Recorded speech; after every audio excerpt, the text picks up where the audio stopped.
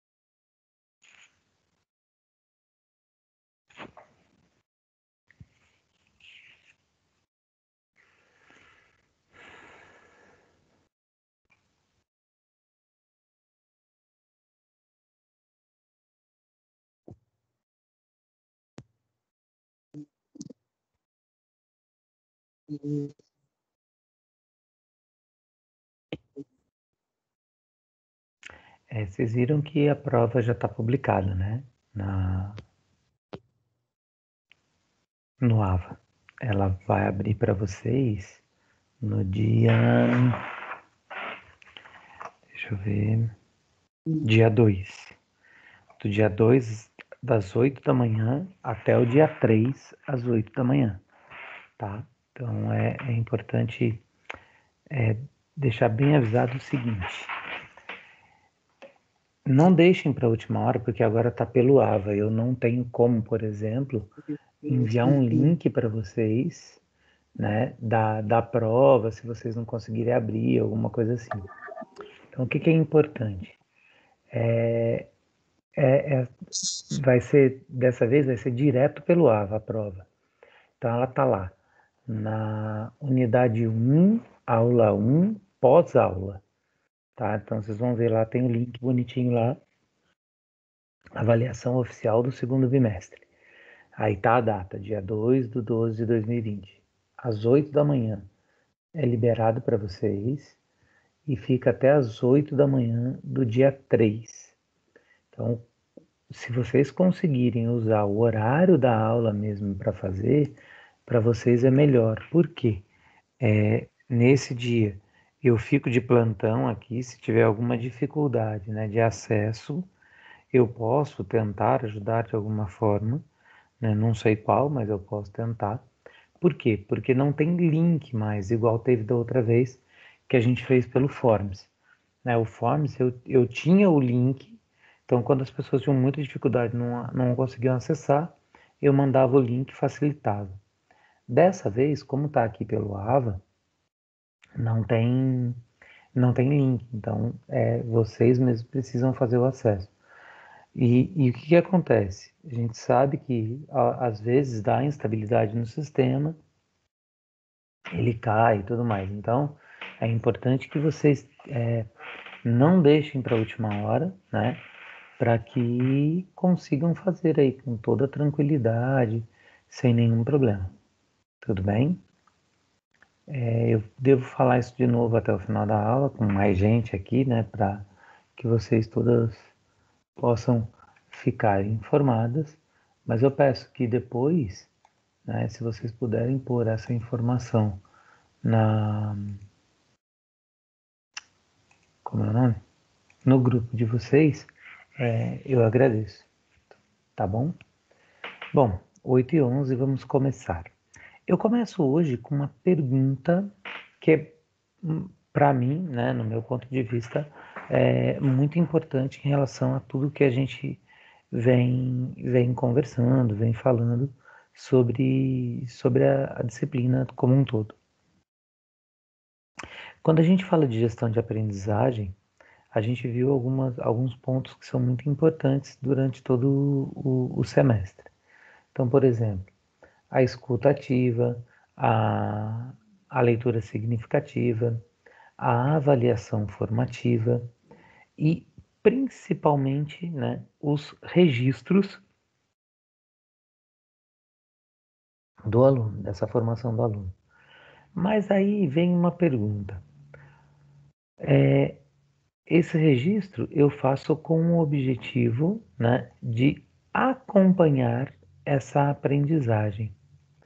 Mas dentro desse acompanhamento, o que é realmente importante de ser acompanhado na aprendizagem do aluno? Quem pode me dar um chute aí? Não, não dá um chute em mim, só na pergunta.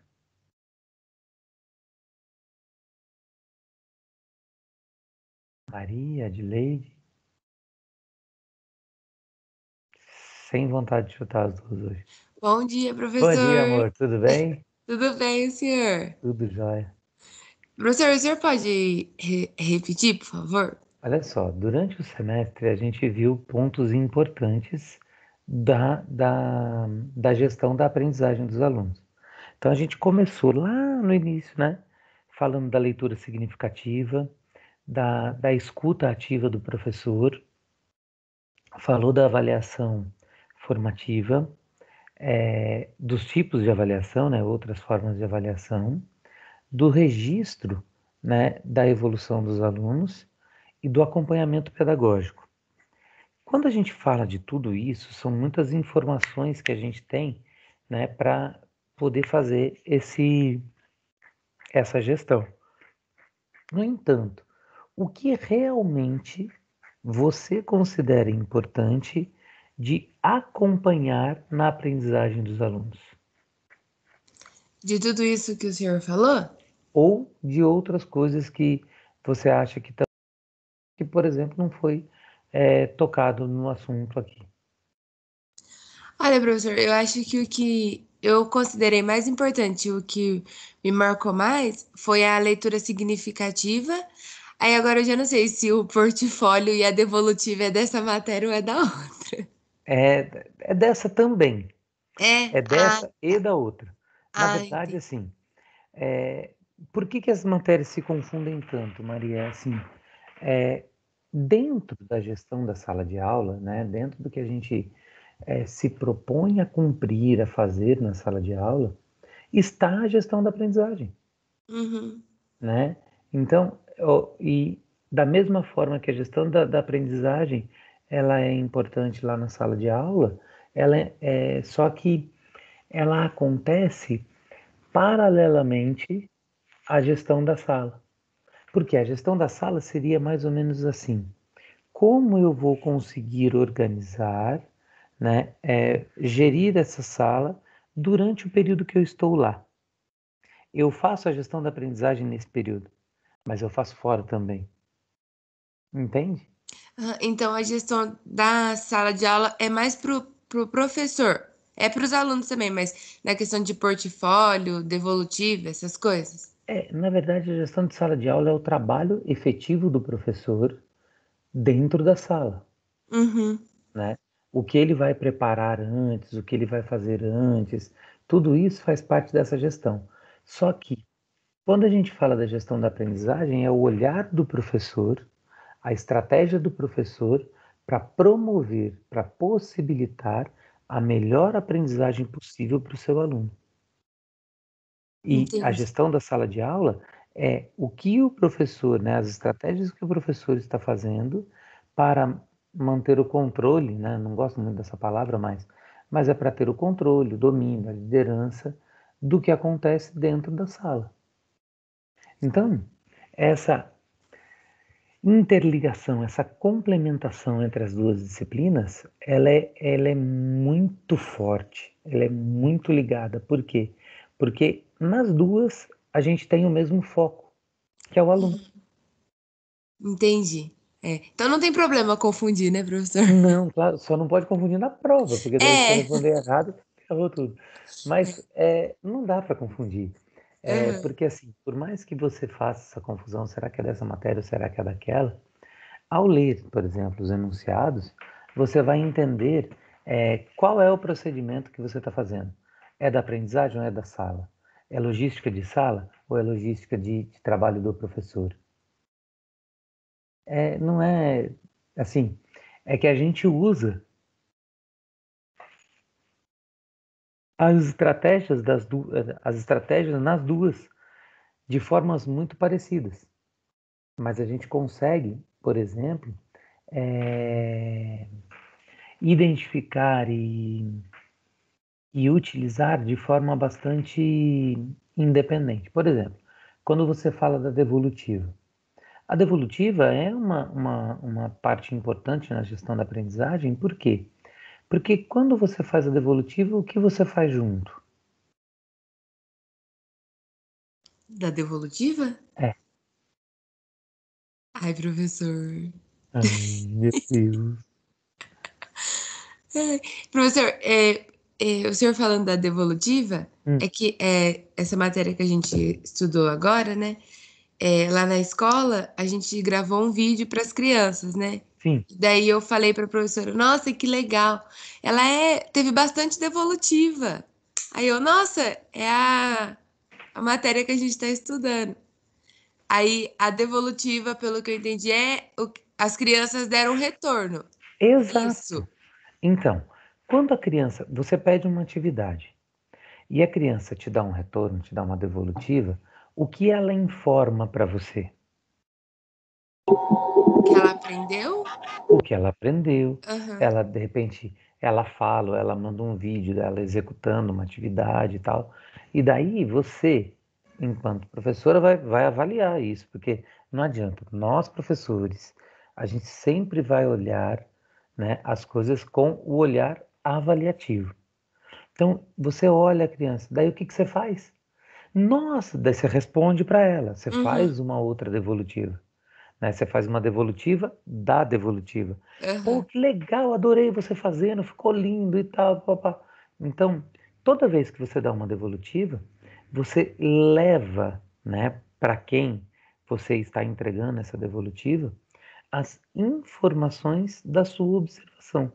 Então, por exemplo, se é uma redação que precisa fazer alguma correção de português, sei lá, tem que fazer um parágrafo de ligação entre alguns assuntos. Então você, na devolutiva, você orienta a correção ou você elogia tudo que foi muito bem feito. Pode fazer os dois. Você elogia o que está bem feito, porém, entretanto, todavia, existe um pequeno erro aqui e tal. Entendeu? Porque também Entendi. apresentar só a correção não é legal porque se desmotiva, né, a pessoa, Uhum. entende? Então tem assim, tudo, vamos dizer, como meu pai dizia, né? Para tudo nessa vida tem os dois lados da moeda.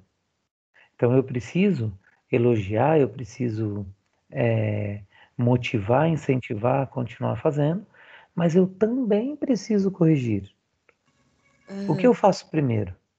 Eu elogio primeiro e corrijo depois? Eu corrijo primeiro e elogio depois? Eu acho que corrige primeiro e elogia depois. Mas você não prefere deixar a pessoa feliz pra caramba que ela fez? É, Depois tem uma pequena correção?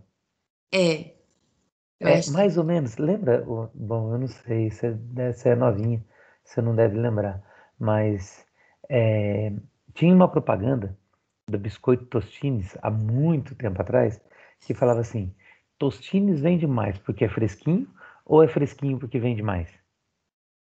Não, nunca vi essa propaganda. Então, e não dá para responder, né? Por É, quê? Porque se ele é fresquinho, ele vai vender mais porque atrai as pessoas, ou será porque ele vende mais, ele está sempre fresquinho e também atrai as pessoas? Não tem resposta, a gente não sabe dizer. aham. Mas isso aí é propaganda de velho, relaxa que eu que tô velhinho, eu conheço. Você nem precisa conhecer mesmo, não. Mas entende? Então a gente fica, às vezes, nesse dilema. O que fazer, né?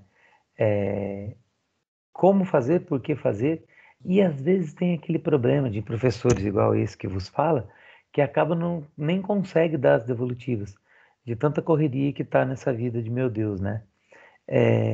Por exemplo, eu não dei devolutivas dos trabalhos de vocês, assim, eu falando, mas se vocês olharem as notas que vocês tiveram, vocês veem que os trabalhos foram muito bons, muito satisfatórios. Aham. Por quê? Porque tem o fundamento. Vocês entenderam, né? Mostraram para mim, ao enviar os trabalhos, que entenderam os princípios do trabalho. Então, quando a gente pergunta, né, para vocês assim, o que acompanhar? Olha que legal o que eu vou mostrar agora. Muita calma nessa hora, não é isso que eu quero mostrar. É isso. Já apareceu aí? Sim, professor. Apareceu. Tá, deixa eu só ampliar e pôr isso aqui pra cá. Ah, ele não vai. Vai sim. Vai, filho. Muita calma nessa hora. Ele estava pensando aqui o computador. Então, olha lá. O que é preciso acompanhar no processo de aprendizagem dos nossos alunos? Vamos ver. Até a gente precisa entender o seguinte. Aqui é daquela situação, problema que tem, que eu acabei nem passando para vocês, porque eu preferi, assim, o AVA sugere que a gente desenvolva a matéria, né, desenvolva todo o trabalho em cima de uma situação problema. Eu preferi trabalhar com vocês em cima de situações que vocês iam trazendo, exemplos que vocês traziam, o que eu trazia, que é um exemplo real, que daí eu acho que fica mais legal para a gente poder discutir, registrar e falar, tudo bem? Então, olha lá. Vamos entender o seguinte. Quando a gente vai fazer essa gestão da aprendizagem, que a gente vai fazer os registros e o acompanhamento dos nossos alunos, o que a gente precisa fazer, né? A ideia é que quando eu vou fazer um trabalho de avaliação e acompanhamento, né, que é o trabalho do professor, né, avaliar e acompanhar esse aluno, a gente precisa entender o seguinte: qual é a estruturação que o professor faz anteriormente, né, o trabalho de bastidores do professor para chegar a essa avaliação, para fazer esse acompanhamento. Essa preparação, esse trabalho de bastidores do professor, começa lá no planejamento que ele faz. Lembra que a gente falou de planejamento também lá no comecinho? Sim. Quando eu faço um planejamento, eu tenho uma ideia, eu tenho uma visão de onde eu quero chegar, o que eu pretendo alcançar com os meus alunos durante aquele período letivo. Não é assim que a gente faz? A gente não projeta, né, a nossa expectativa em relação a essa aprendizagem durante o processo do planejamento? O planejamento não é essa projeção que a gente faz? Sim. Então, e daí? O que essa projeção significa? É uma visão da aula que você vai dar, professor. Exatamente. Você consegue ter uma visão de como vai ser a aula. De como vai ser a aula, o que você precisa desenvolver na aula para atingir aquele objetivo, não é isso? Isso. E daí você vai ter exatamente como você proporciona para o aluno, né? Quando você vai ensinar, você não proporciona para o aluno aquela leitura significativa que vai fazer com que o aluno compreenda melhor o que ele está estudando, o que ele está vendo, o que ele está fazendo? Sim. Quando você proporciona isso para ele, você também precisa fazer isso ao observar a sua turma. Você observa com olhos avaliativos ou avaliadores, né?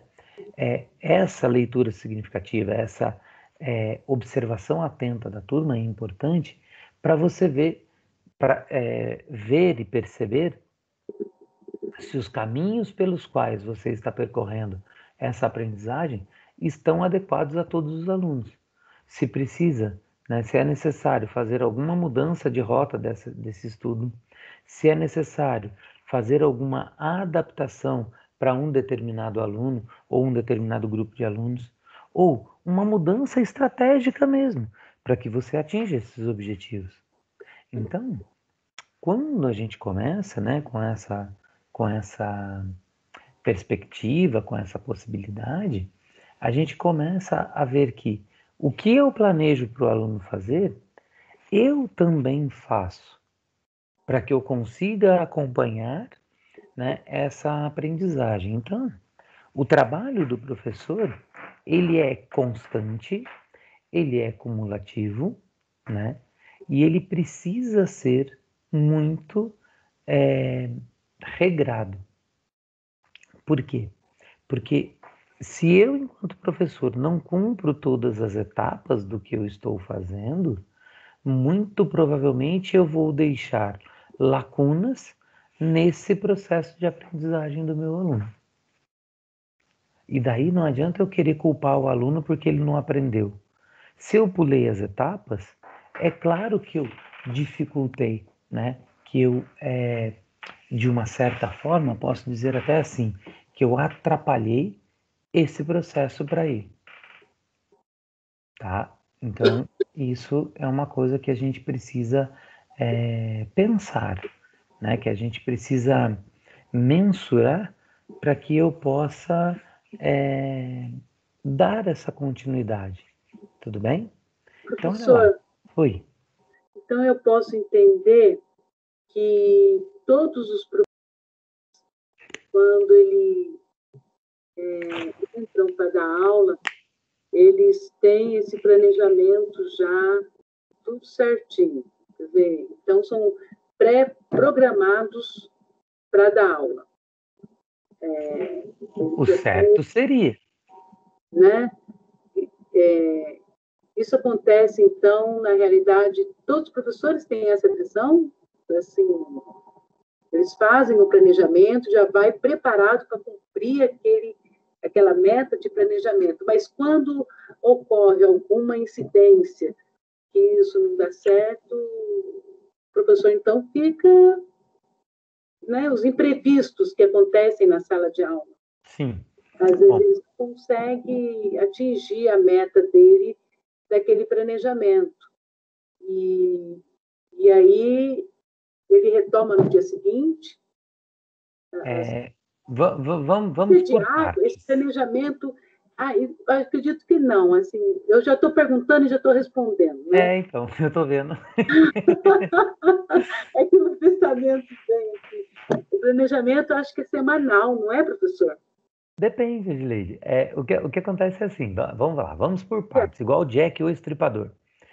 O ideal a gente tem sempre na nossa vida a situação ideal e a situação real. Você concorda? Sim. Então, o ideal é que o professor chegue para dar aula com o seu planejamento já pronto. Eu, por exemplo, eu tenho um planejamento anual da educação física na escola. Dentro desse planejamento anual, eu começo a partilhá-lo. Então, o que eu faço? Eu conto quantas aulas eu vou ter com cada turma durante o ano, né? É uma aula por semana, são 2 aulas por semana, então quantas vão ser? Beleza. O que eu vou distribuir do meu planejamento nessas? Vamos pôr 40 aulas eu vou dar durante o ano para aquela turma. De tudo isso que eu planejei, como que eu vou pôr esse conteúdo todo em 40 aulas? Disso eu vou trabalhar em 2 aulas, 3 aulas, 4 aulas. Nessa aqui, que é mais simples, eu vou trabalhar uma aula só, eu faço a retomada disso depois. Então eu faço todo esse planejamento, tá? Depois eu venho mensalmente. Nesse mês, qual é a temática do mês?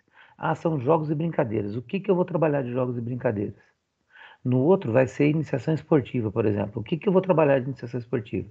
O que eu vou trabalhar de motricidade, movimento humano? O que eu vou trabalhar de ritmo? Então, eu tenho para cada período,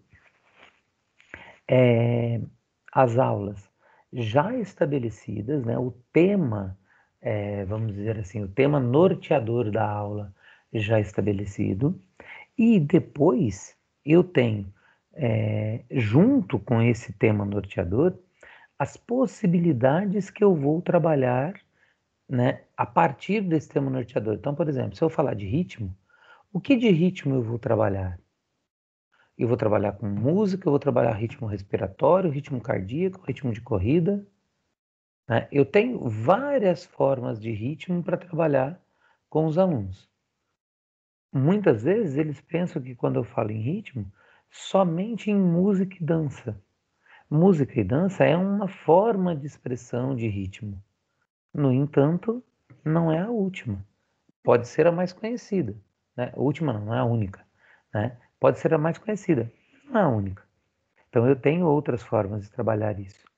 Então, quando eu vou para minha aula, eu já vou com o material selecionado do que eu vou trabalhar, eu já vou com o material pronto, né, para aquela atividade, só que eu tenho o plano B, o plano C e o plano D. Porque se o plano A não deu certo, eu tenho alternativas, né, que vão cumprir com o que eu pretendia trabalhar, que vão atender a necessidade do meu aluno e manter o meu aluno atento e participativo na minha aula. Aí você me pergunta, todos os professores fazem isso? Não sei. Eu espero muito que façam, principalmente os que foram meus alunos. Por quê? Porque isso é uma coisa que eu sempre converso, que eu sempre falo com eles, né? Em relação à nossa postura e responsabilidade ao assumir, né, a aula. Então, eu tenho essa responsabilidade, eu tenho esse dever de promover para o meu aluno a melhor experiência possível enquanto ele está na minha aula. Agora, infelizmente, alguns professores se acomodam, entram na zona de conforto, né? E daí fazem o quê? Simplesmente repetem planejamentos, repetem aulas, replicam atividades que deram certo com uma turma há 10 anos, há 15 anos atrás. Agora, vir dando certo essa metodologia, essa atividade ao longo do tempo, não vai garantir que hoje ela vai dar certo. Por quê? Porque os alunos de hoje não são os mesmos de 10 anos atrás, de 15 anos atrás. Não são os mesmos do ano passado, né? A velocidade com que as pessoas têm acesso à informação, né? A mudança que a gente vê, que a gente está observando, de comportamento das pessoas, ela é muito grande. Então, tudo isso influencia e nos leva, né, a entender e a pensar o quanto a gente precisa se atualizar, o quanto a gente precisa entender o outro, né, ter a empatia de se colocar no lugar do aluno para ver se aquilo realmente está adequado para, para aquele objetivo que eu quero. Porque às vezes as pessoas falam assim, porque eu defendo isso muito, né? Eu tenho que criar o vínculo com o meu aluno para ter mais acesso e tal. Pô, perfeito, é isso mesmo. Só que mas ao criar o vínculo, eu estou tendo a empatia de me colocar no lugar dele? Mas não é simplesmente me colocar no lugar dele. Eu tenho que me colocar no lugar dele e enxergar as coisas com os olhos dele. Eu não posso me colocar no lugar de alguém e continuar enxergando com os meus próprios olhos. Mas, professor, na atualidade, com o PPP, eu acredito que nessas reuniões que acontecem nas escolas, os professores, eles são atualizados. Eles não usam mais o método antigo. Sim. Eu acredito que os professores recebem informações do novo método de ensino. por exemplo, agora com o letramento, né, que a professora está ensinando, a Rita, né? Eu estava lendo um artigo que o modo de olhar, não sei se eu estou conseguindo passar, o letramento, assim, tem que ver a criança, que tem que ensinar ela antes, tem que ler histórias para ela, antes dela aprender a ler e escrever, né? Sim. Eu já tenho... Então, isso é um novo método de ensinar, né? Antigamente, ia diretamente, o aluno tem que ensinar ele a escrever ali, já fazer já a coordenação motora, aprender a ler e escrever ali, sem antes ler história, sem antes ler livro, sem ver a experiência de vida do aluno antes, e agora está com um olhar dessa maneira, não é isso? A gente tem... Então, aí é que tá. A ideia é que isso aconteça realmente, né? É muito legal quando você consegue observar na prática, quando você vê na prática que isso realmente acontece, tá? Infelizmente, a gente não tem como garantir que isso esteja acontecendo em todos os lugares. Então, por exemplo, aqui na faculdade, a gente tenta passar para vocês tudo que tem de mais atual, tudo que tem de mais efetivo, tudo que realmente vem acontecendo em muitos lugares, né? Pensando nessa melhora, nessa maior e melhor entrega feita ao aluno, tá? Só que vamos pensar, como dizia meu pai, né? Nesses rincões aí do Brasil, no interiorzão, onde existe muita dificuldade até, por exemplo, para se ter uma escola. Será que o professor que está ali consegue fazer isso? Será que ele está atualizado? Será que ele teve acesso a todas essas informações? De repente, aquele professor, ele está usando o melhor que ele pode, está fazendo tudo de melhor que ele pode dentro da condição que ele tem. Então, a gente não pode julgar, né, se está certo ou se está errado, se é o melhor ou se é o pior. O que a gente precisa observar é, ele faz o melhor que ele pode ou ele se acomodou e não quer mudar? Porque o ser humano tem isso, sabe? Sabe aquele negócio de entrar na zona de conforto? Sim. Infelizmente, a gente faz isso. E quando eu falo a gente mesmo. Eu, vocês, todos nós, um dia vamos, ou já entramos ou vamos entrar nessa zona de conforto, né? E daí a gente precisa um chacoalhão, um estalo, uma percepção de, nossa, eu estou fazendo tudo igual, né? Eu preciso mudar. Eu preciso sair desse marasmo que eu estou. Por quê? Porque as coisas realmente elas vão dar certo. Se você tem experiência, se você acredita naquilo, se você já fez várias vezes, você vai fazer dar certo. Entende? Só que será que essa geração que está aprendendo de uma forma que você vem fazendo há muito tempo, será que para ela vai dar certo? Ela vai aprender, sem dúvida. Mas será que ela está feliz em aprender? Será que ela está satisfeita em aprender dessa forma? Aí é que está a diferença. Eu tenho que pensar na educação usando, por exemplo, o lema da Anhanguera, né? A paixão por educar. Isso é uma coisa que, por exemplo, eu percebo em todos os professores da pedagogia, né? Essa dedicação, essa paixão por estar aqui e conseguir levar até vocês informações que vão fazer a diferença. E se a gente perde isso, é melhor mudar de profissão, entendeu? Eu particularmente acredito nisso. Então, olha lá, quando a gente pensa nas formas, né, de acompanhar, uma das formas é acompanhar as notas. Mas isso não basta. Só as notas, principalmente agora no ensino remoto, né, acompanhar só notas, será que é suficiente? que vocês acham? Não, professor. Por que não? Não, porque a gente tem que... sobre avaliação, né? Não, sobre acompanhamento.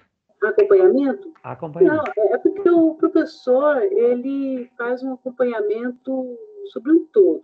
A nota, ele consegue ver no aluno se ele realmente está atingindo, se ele está conseguindo aprender, né?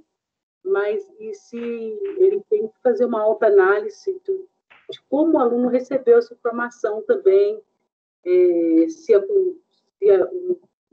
o modo que ele ensinou, se foi o certo, se não foi, sabe? Não é um comportamento do aluno como um todo, eu acredito. Sim.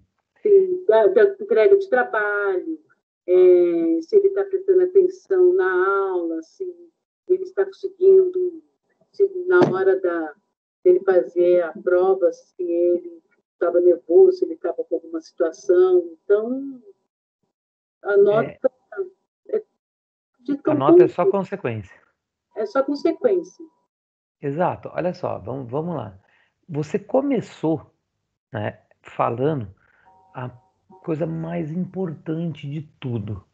O professor precisa olhar o aluno como um todo. Se nós trabalhamos na formação integral do nosso aluno, se o discurso que a gente tem na educação é de formar cidadãos críticos, observadores e tal, então eu não estou formando só aluno, eu não estou mensurando ou avaliando ou escalonando apenas conhecimento, né? Eu vejo a pessoa como um todo, eu vejo o cidadão. Então ali eu vejo o conhecimento, o sentimento, a atitude, o processo de interpretação, né? Eu vejo a saúde, a qualidade de vida. Então eu vejo a pessoa de forma integral, completa, tá? Então, pensar em nota, nota é uma das várias maneiras de mensurar a aprendizagem e o desenvolvimento. Apenas uma. E que, às vezes, dependendo da forma como eu elaborei, como eu fiz e como eu apliquei a prova, eu posso potencializar, né, o alcance das notas ou eu posso minimizar o alcance das notas.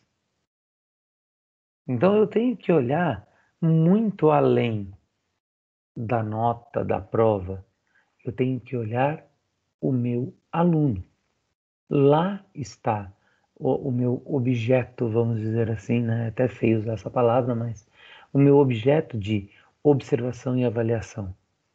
Então eu vou fazer, além das notas, eu vou olhar e perceber, né? E avaliar as produções nas diferentes linguagens, escrita, oral, corporal, expressiva, né? Eu vou olhar e avaliar os cadernos em relação à organização, à orientação espacial, ao capricho, né? Por quê? Porque aqui ele vai relatar para mim, vai mostrar para mim muito do que essa pessoa, do que esse aluno faz na própria vida. Vou observar os procedimentos de estudo desse meu aluno. Será que ele estuda de verdade? Ou será que ele deixa para estudar só 5 minutos antes da prova? Ou será que ele cola? Será que ele faz colinha e leva tudo escondido do professor?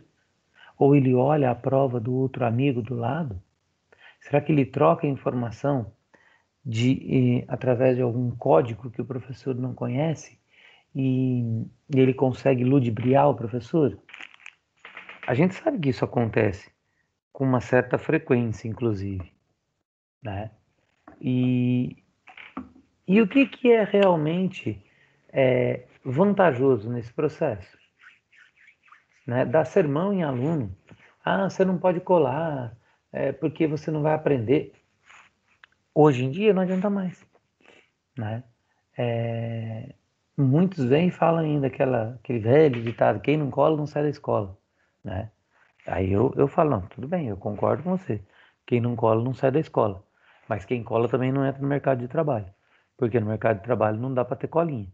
Então a gente precisa argumentar, mostrar, né, esses procedimentos que são considerados gerais, né, para que a gente consiga ver, né, o que a gente pode fazer, tá?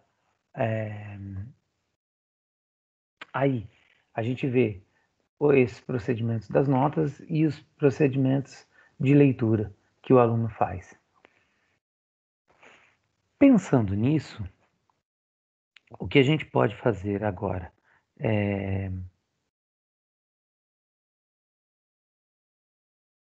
A gente pode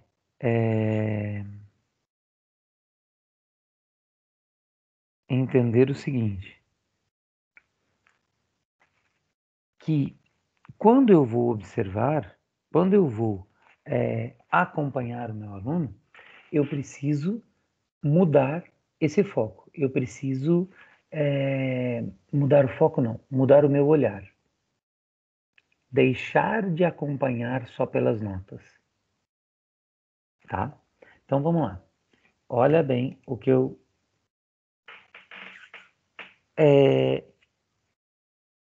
Olha que linda essa menininha. E aqui está dizendo o seguinte: há ainda os aspectos educacionais que extrapolam o conteúdo específico das áreas do conhecimento, né, dos conteúdos que o professor planejou, como silêncio prolongado, ausência, falta, forma de se relacionar com os colegas de classe e com os outros professores, o modo como tem se alimentado na escola, o humor, né? Então, lembra que a gente falou de olhar o aluno de forma integral? Vocês já viram, presenciaram, por exemplo, alguma situação que um professor reclama demais de um aluno e um outro professor fala que esse aluno é um espetáculo?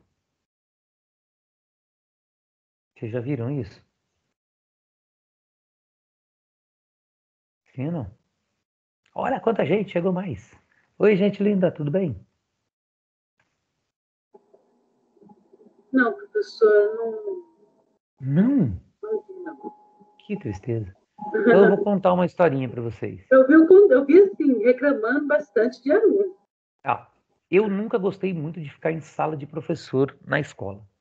Por quê? Na sala dos professores, os caras só vão lá parece que para falar mal de aluno. Nossa, eu quero morrer com isso. Mas daí, um belo dia, estou eu na sala dos professores, lá na Escola Monteiro Lobato, isso há muito tempo atrás. Eu tinha um aluno que chamava Saulo, tá? E o Saulo, ele era da pá virada, cara, da pá virada. O moleque, ele era ligadaço no 220. E eu adorava, porque para educação física, um aluno assim é excelente. É claro que para dentro da sala de aula não é bom, né? Mas, beleza. Tô eu lá na sala, daqui a pouco chega e as professoras sentando o sarrafo no solo. E eu quietinho lá, só tomando meu cafezinho. Aí daqui a pouco chega a inspetora de aluno, né? Tava acabando o intervalo. Ela falou assim: o Saulo não tem jeito, eu não aguento mais. Porque ele pegou a bola de futebol e agora ele fica me driblando, tá me enganando, não quer devolver a bola, já passou do horário.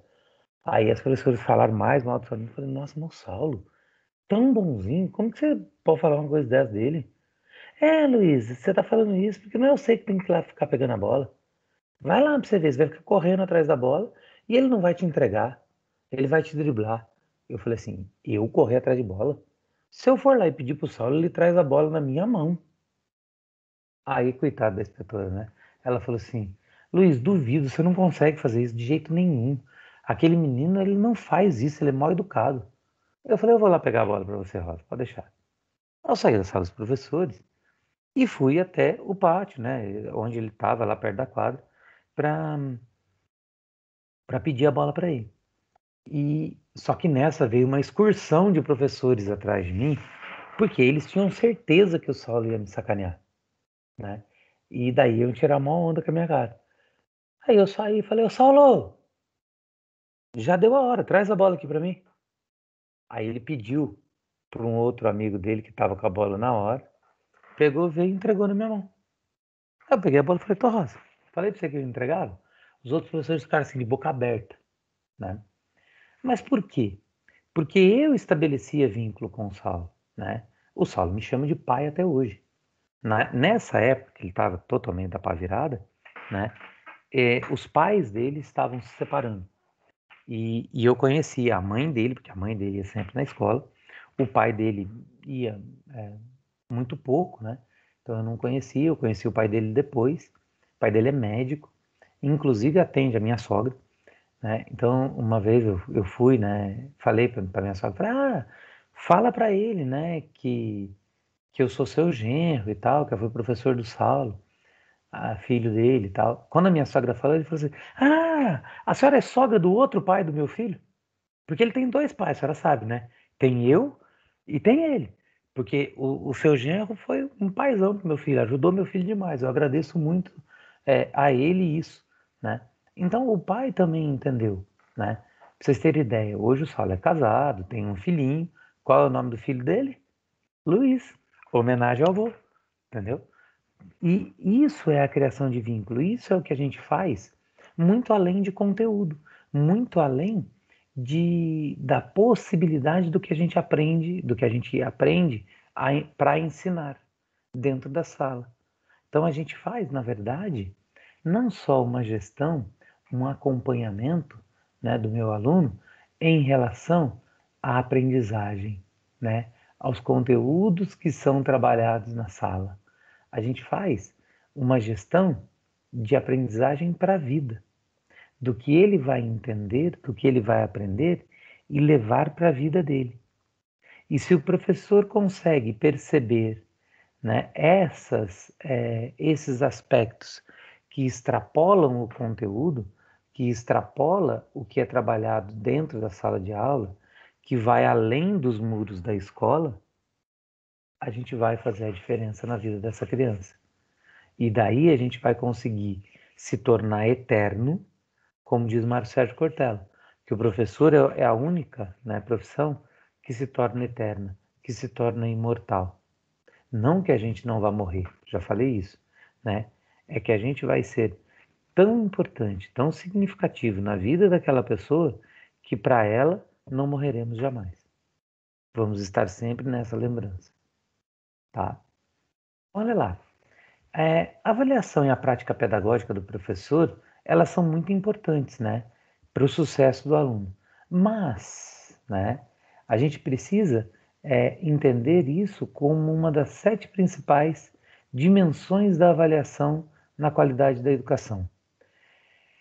E o que é isso, né? Existe um documento aí da Secretaria da Educação que estipula, né, algumas dimensões que a gente que a gente precisa trabalhar, né, e que a gente precisa ver como a gente vai acompanhar e avaliar os alunos a partir delas. Então, olha lá, 3 indicadores, tá? Que a gente vai pensar e daí depois eu quero que vocês me falem sobre eles. A prática pedagógica inclusiva.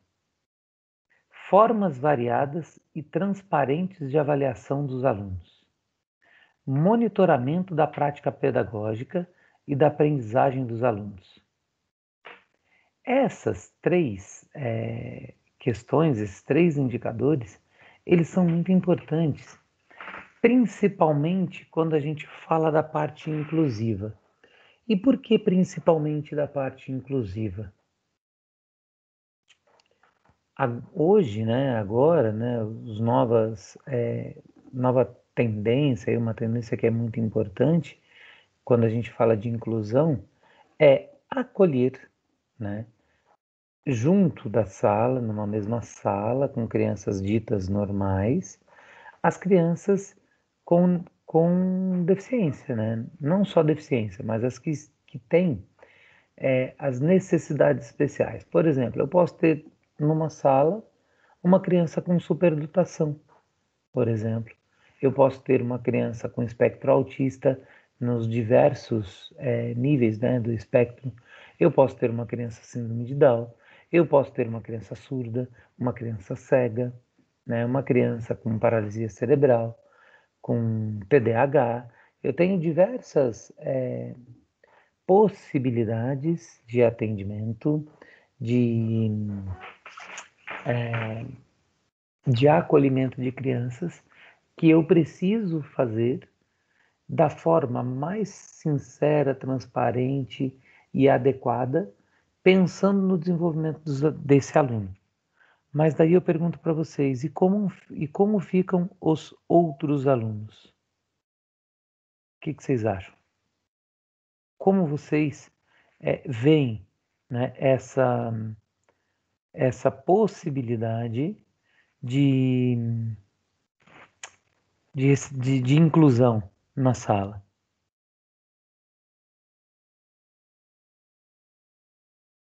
Diga para mim.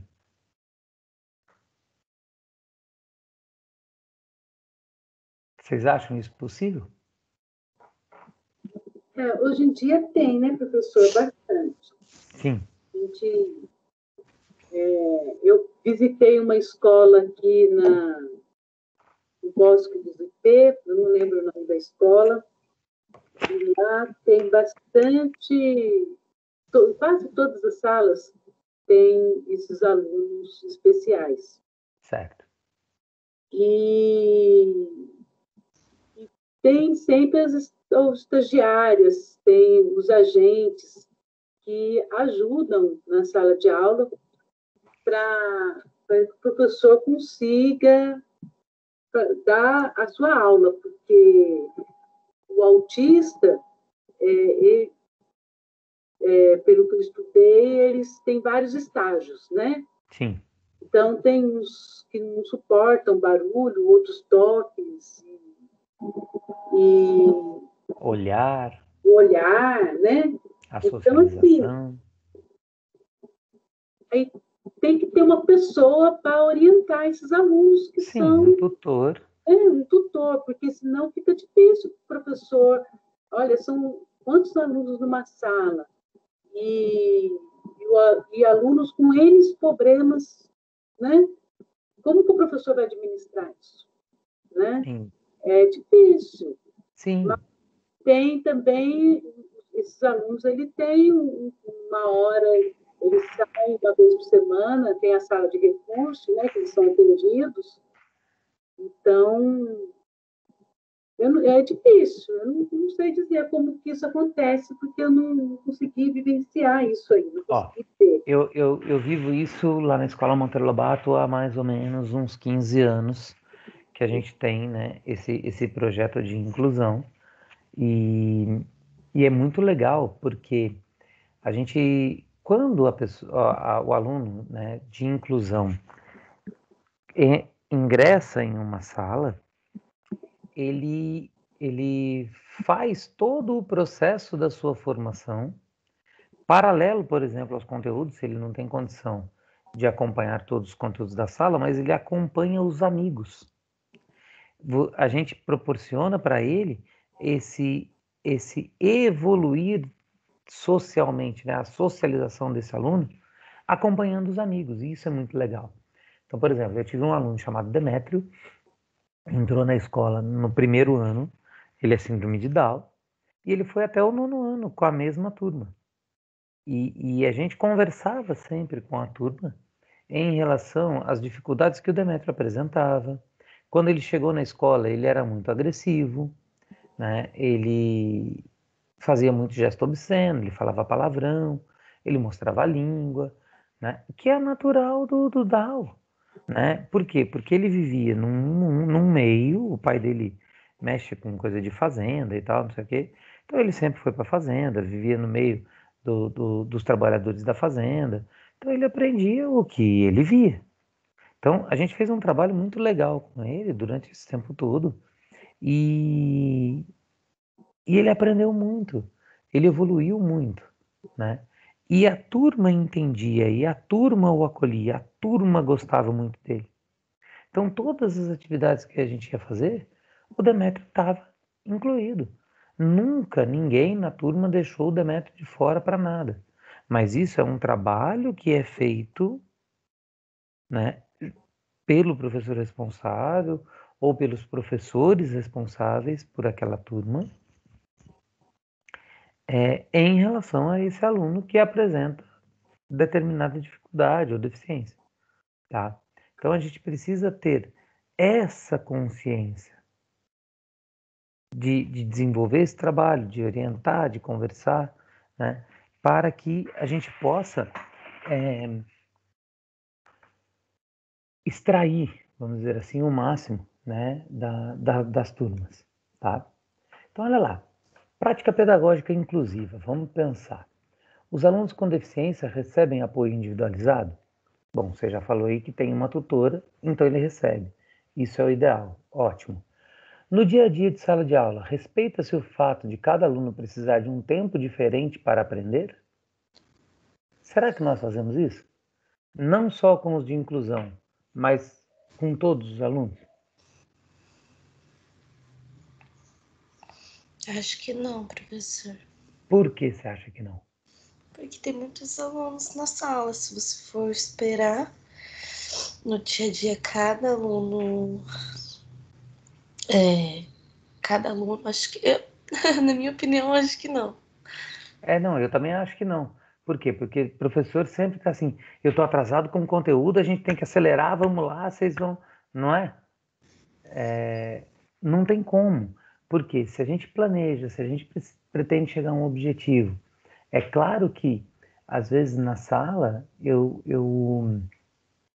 não respeito esse tempo, mas eu preciso pensar em uma forma de compensar esse tempo que eu não respeitei depois. Então, por exemplo, vou fazer um plantão de dúvida com os alunos que não aprenderam, vou fazer uma série de exercícios, vou dar uma oportunidade de um estudo dirigido, alguma coisa assim, né, para que eu consiga suprir essa necessidade. A escola, para que todos os alunos, negros, brancos, indígenas, pessoas com deficiência, rico, pobre, homem, mulher, homossexuais ou não, a escola está cuidando para que todos recebam a mesma atenção na sala de aula? Eu acho que hoje acontece isso, professor. Muito mais, né? Muito mais. Hoje não tem, discriminação que fala? Isso. Hoje não tem isso mais. Nem pode ter também, né, professor? Então, essa era a pergunta que eu ia fazer. Por que você acha que não tem mais? É só porque não pode ter, porque a lei, né, protege, vamos dizer assim, ou abrange, né, essa não abrange não, defende essa não discriminação?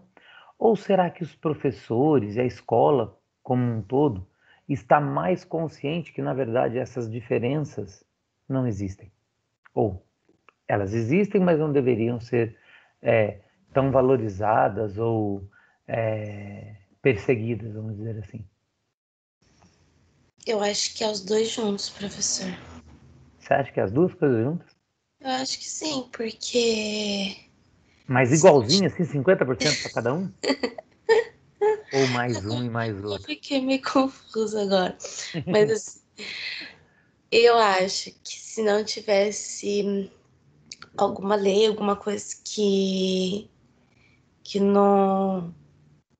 Ai, como que se diz? Calma, professor, deixa eu pensar direito para me Calmo, eu responder. sou calmo.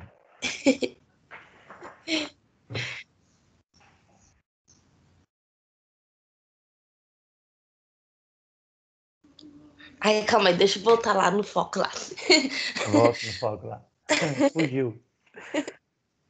É que eu tô lendo aqui agora, eu me confundi toda. Ó,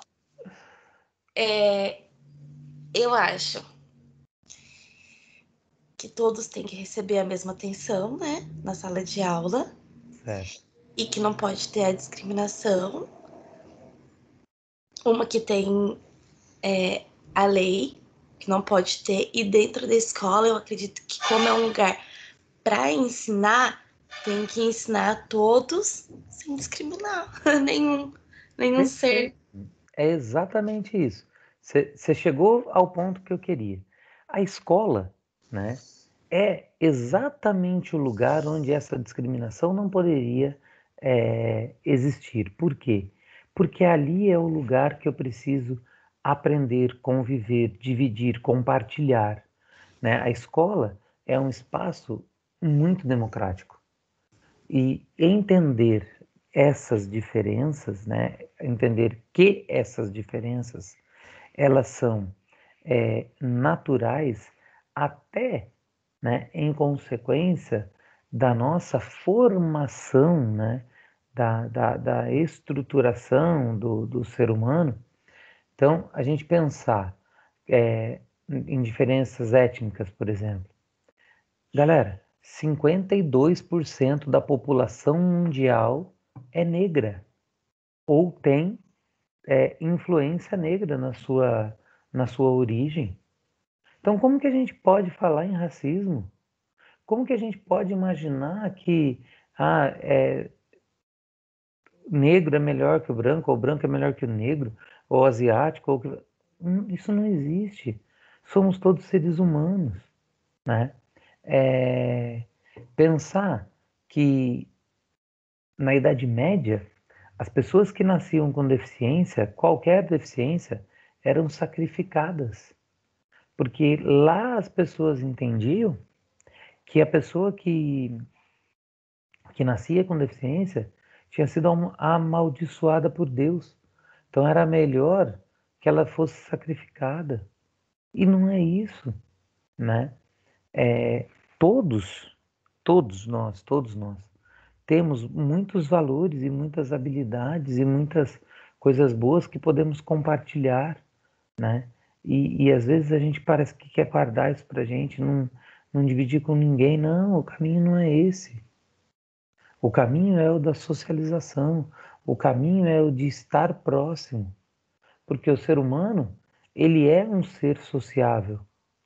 Ele não foi criado, não foi gerado para viver sozinho, né? Então, eu preciso entender isso, e a escola precisa ter essa visão, né? Aí, vamos falar um pouquinho das variadas e transparentes, né? As formas variadas e transparentes da avaliação. Tá tudo bem com a inclusão? Esqueci de perguntar. Sim. Tá. E avaliação? Olha lá. Os professores fazem uso de diferentes atividades para avaliar os alunos? Provas, trabalhos, seminários, portfólio, painel, cartaz, autoavaliação. Será que todos fazem? Ou será que cada um estabelece uma forma que acha mais segura, conveniente, eficiente para fazer isso? Como vocês veem? Eu não acho que os professores fazem autoavaliação. Por quê? Né? Por que você acha isso? Professor, não todos, né? Não vamos colocar assim. Não, vamos generalizar, eu sei. Vamos generalizar. Sim. Mas entra naquela assim, comodismo, né? Como você falou. Certo. E nem a professora falou para mim lá eu tive um exemplo na escolinha da professora que me falou assim: estou vendo você, Tibeide, aí, toda dedicada como estagiária, né? E eu também já fui assim. Hoje, eu levo assim, eu levo empurrando. Tá? Ela é concursada, essa mulher? É, concursada. Eita. E não foi só ela. Teve, quando eu cuidava do menino, cuidava assim, de todas as crianças, dava assessoria, né? Ainda quando estava presencial. Sim. E quando eu comecei a agradar muito um aluno que ele é autista, pegava no colo, evitava que ele se machucasse na hora do intervalo, que ele era muito agitadinho, né? Ficava correndo, se largasse, ele ia correndo para tudo quanto é canto. Aí, uma das professoras virou para mim, que não é a minha, de uma outra sala, falou assim: estou vendo que você se dedica muito a esse aluno, pega ele muito no colo, por que você faz isso? E você pega ele, e eu pegava outras crianças também que ficavam chorando, eu dava auxílio, né? Sim. E me criticou, de uma certa maneira, essa minha conduta. E falou uma frase assim: você está pensando o quê? Que amanhã ou depois eles vão ser agradecidos a você por você estar fazendo isso? Eles nem vão lembrar que você existe. Caramba! Verdade, professor. E aí eu falei assim, gente, né? Como você está começando, você fica assim, né? O que está acontecendo, né? O que Com eu esses fiz de errado, né? professores, né? É meio assustador. A teoria, ela é uma coisa, na prática, a gente começa a se deparar com momentos assim impressionantes, eu acredito. Tá? Olha lá, vamos lá então. Eu vou dar a minha opinião. Eu acho que nós, professores, temos sim que fazer o que você fez, que cuidar, né? Infelizmente, muitos professores com muito tempo de carreira acabam entrando nessa mesmice, nessa zona de conforto, achando que não vão ser lembrados, que não vão ser valorizados, que não vão, que não vão, que não vão, que não vão. Ouça o seu coração. Faça para o seu aluno o que faz você se sentir bem. Faça a entrega do seu trabalho com amor, com dedicação. O reconhecimento pode não vir de todos os alunos, mas se vier de um, pronto. Se você fez a diferença na vida de um, sua missão está cumprida. E se ele vai lembrar ou não, se ele vai reconhecer ou não, isso não vem ao caso. Nós, professores, a gente não deve trabalhar esperando o reconhecimento. A gente deve trabalhar sabendo que estamos fazendo o melhor que a gente pode fazer por aquele aluno, para fazer a diferença na vida dele, mesmo que ele não perceba. Entende? Entendi. A ideia é essa. Né? Uma coisa que a gente não pode deixar é se tomar pela amargura dos outros.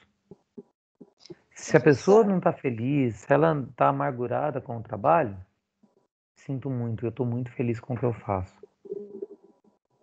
E vou seguir em frente. Fala, quem vai falar? Eu quem? Oi? Ângela. Oi, Ângela.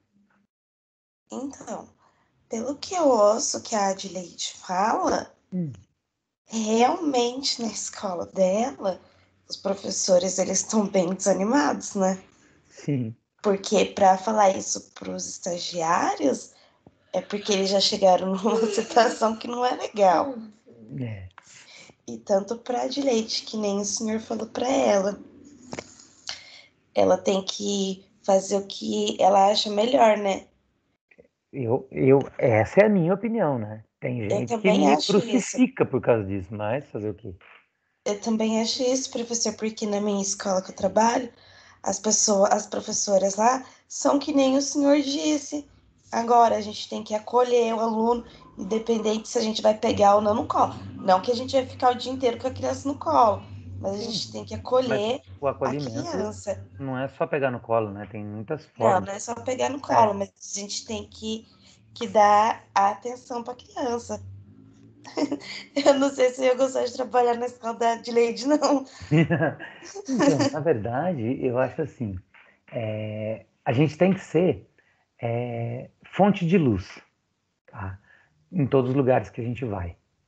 Então, por exemplo, a Adelaide, ela faz um trabalho, né, de cuidar, de acolher e tal, que é muito legal. E, de repente, está despertando essa ciúme, sei lá o que, nesses professores, mas, com certeza, em outros estagiários, em outros professores, ela está despertando esse lado bom. Então, ela está fazendo o papel dela e pronto, sabe? Faz o dela e deixa os outros ficarem com invejinha lá, dor de cotovelo, deixa eles. Faz o seu melhor e pronto, né? Olha lá, agora, Se a gente está fazendo essas diversas formas de avaliação, a gente também informa a razão pelas quais os alunos tiveram determinada nota ou se foram aprovados e reprovados? Eles são orientados, os alunos, a fazer a autoavaliação? O que vocês acham?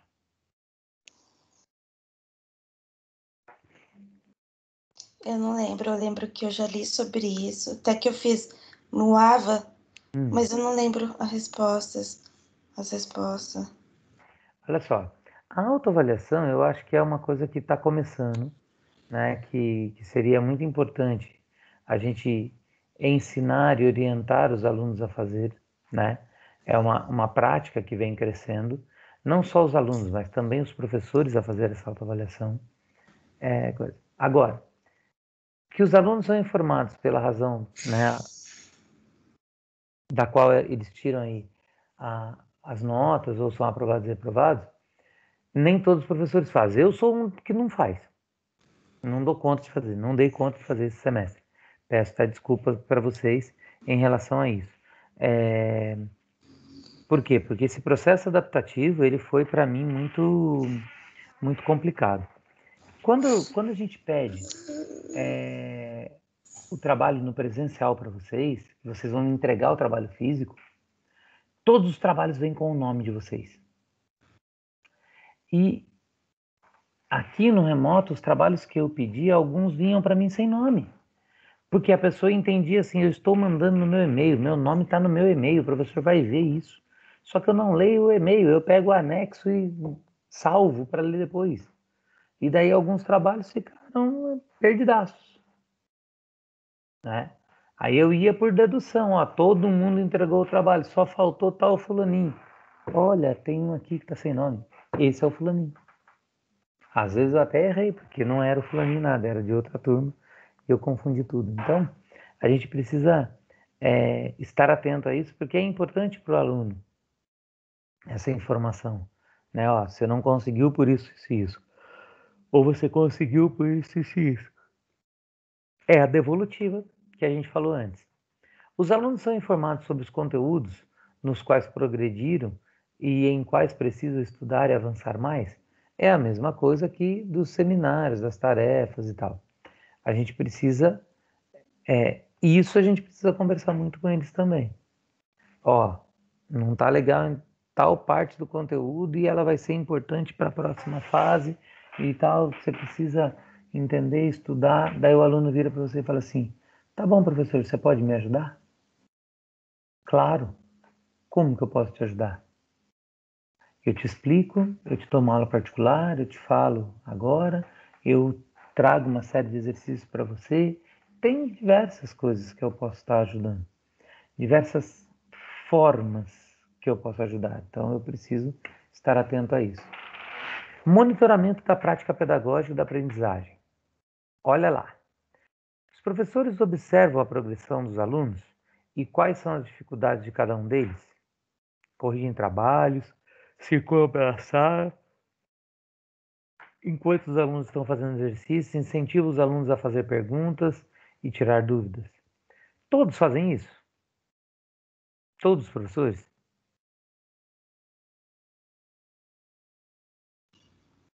O que vocês acham? Acho que não.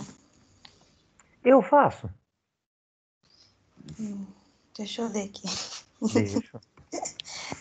Eu acho que você tira as dúvidas, você faz pergunta pra gente, corrige os trabalhos, não, né? Eu só não consigo Não, quer circular dizer, na você classe. corrige, Né? só você não dá devolutivas. Exatamente. Eu só não consigo circular na classe. Circular na classe, não. Não tá dando. Mas quando está no presencial, eu circulo o tempo todo. E por que eu fico indagando? Por que eu fico perguntando, buscando vocês o tempo todo? Exatamente para isso. Porque eu acredito que essa interação, ela vale muito, né, para a fixação desse conhecimento, para o entendimento prático disso. Porque, olha que legal. Vocês já perceberam que todas as vezes que eu pergunto, vocês trazem uma situação prática da minha pergunta? Ou vocês nunca notaram isso? Sim, professor. Experiências. Exato. Então, as experiências vividas, né, as ideias de compartilhar a prática que eu já fiz, ela é muito importante exatamente por isso, né? Porque ela já traz consigo o significado do que eu estou falando. Não é aquela coisa que eu vou falar e vocês vão ter que criar um significado a partir daquilo para ter o entendimento. Quando a gente vem com um exemplo prático, né? A gente já traz o significado. Ele já vem embutido ali, né? Incluso ali. E isso facilita, né? Ó, muito, né? O entendimento, a aplicabilidade do que a gente está falando. Então isso é muito importante, tá? E essa é uma forma até de eu avaliar, por observação. É uma avaliação subjetiva, mas é uma forma de avaliação. A escola conta com profissionais de apoio pedagógico, responsáveis pela articulação, integração e supervisão da prática pedagógica, normalmente chamados de supervisores, coordenadores pedagógicos, técnicos da área de ensino. Será que as escolas têm isso? Pessoas atuantes nessas áreas?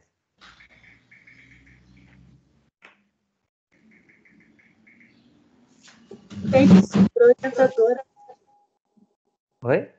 tem, toda escola tem, né? A orientadora. Não. Tem. Eu perguntei se elas são atuantes. Eu acredito que sim, na medida do possível. E qual tipo de orientação você acha que essas pessoas têm que fazer? Para os alunos, para os professores, para a família, para todos? Para todos, eu acredito. Porque a orientadora ela tem o plano lá que vem, né, da Secretaria da Educação, né, quando reúne, quando precisa de alguma coisa, senta, conversa. Tem todo assim, porque eu vejo lá na escolinha, as professoras, quando precisam de alguma coisa, elas vão conversar com a orientadora para saber se está fazendo correto ou não. Tudo passa pela mão antes de.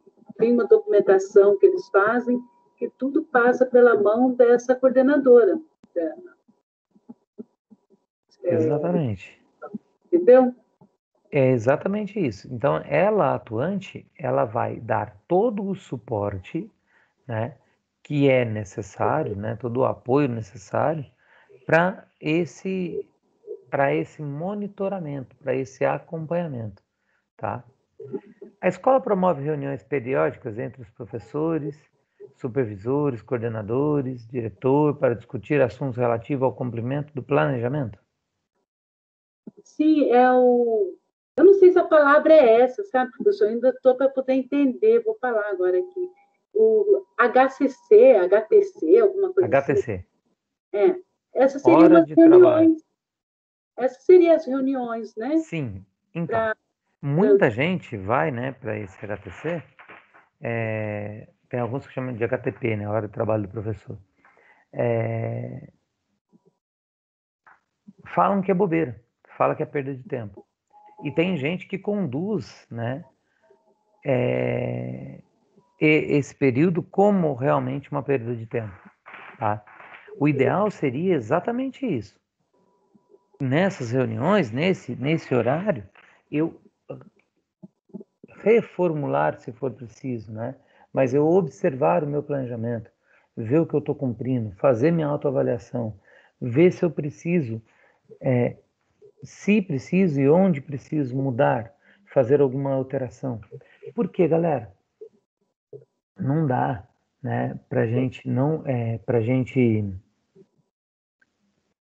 desenvolver o trabalho sem esse controle efetivo, né? Sem essa percepção. Se eu fizer isso, eu estou cometendo um erro gravíssimo, chega até a ser grotesco, né? De tão grande que é esse erro. Então a gente precisa tomar esse cuidado, sim, tá? A escola promove reuniões periódicas entre professores, diretores, supervisores, coordenadores e pais para avaliar o processo dos alunos. As famosas reuniões de pais.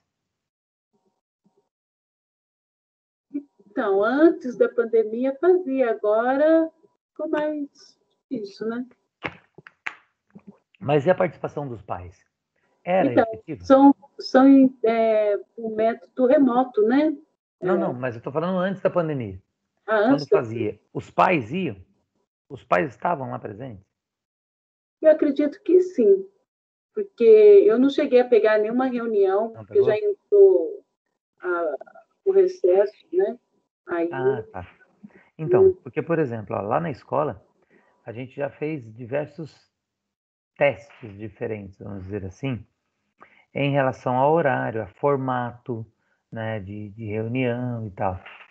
E há uns 2, 3 anos, a gente acertou um formato muito legal de reunião, que é pós-horário de aula. Então ela começa às 6h30, mais ou menos, né? E antes a gente falava assim, ó, não tragam seus filhos. Eles não podem ouvir, eles não têm que estar aqui e tal. Tinha pai que não tinha com quem deixar a criança, não ia na reunião. Aí, qual o formato que a gente fez? Ó, o horário pós-aula, que todo mundo está livre, e eu tenho um grupo de recreadores que vão trabalhar com diversas atividades com as crianças enquanto os pais estão na reunião. Então o pai fica tranquilo porque sabe que o filho está ali na escola, está atendido, está supervisionado, e ele está ouvindo sobre o filho. Então, quando a gente começou a fazer isso, a gente aumentou significativamente, né, o percentual de participação de pais, chegando a perto de 80% dos pais participando de todas as reuniões. Então, é tudo uma questão de como a escola vai, né, desenvolver esse trabalho, fazer esse trabalho. Isso é legal, tá? As decisões sobre reprovação ou reagrupamento de alunos são discutidas por todos os professores? Ou será que isso vem de cima? Ó, a direção falou que vai reagrupar, esse aqui muda de sala, esse aqui faz o que, e pronto. O ideal seria que os professores participassem dessas tomadas de decisão, dessa tomada de decisão. Por quê? Porque os professores estão no dia a dia com as crianças, né, com os alunos, e de repente eles sabem melhor do que quem está na gestão, na administração, quais são, né, os níveis de relacionamento, de envolvimento entre os alunos. De repente você vai pôr 2 alunos que têm um comportamento ruim, né, que brigam entre si na mesma sala, você acabou com aquela sala. Então você mas, precisa pensar. Oi. professor, eu achava que essa decisão sobre a reprovação, então os professores não participam? Não, então, às vezes nem todos. Porque eu acreditava que os professores, eles davam o parecer dele em relação ao aluno. Ou ele Quando a faz gente faz um conselho de relatório, né? classe, o ideal é que estejam todos os professores, o ideal é que, né, todo mundo opine, fale e tal. Ideal. Lembra que eu falei que a gente tem o ideal e o real? Sim. Hoje a gente sabe, eu, por exemplo, ó, eu trabalho em 4 faculdades, na escola, na prefeitura. São pouquinhas aulas em cada uma, mas eu tenho que trabalhar em todos os lugares. De repente eles me marcam, por exemplo, o conselho de classe de lá da escola vai ser numa quinta-feira às 8 da manhã.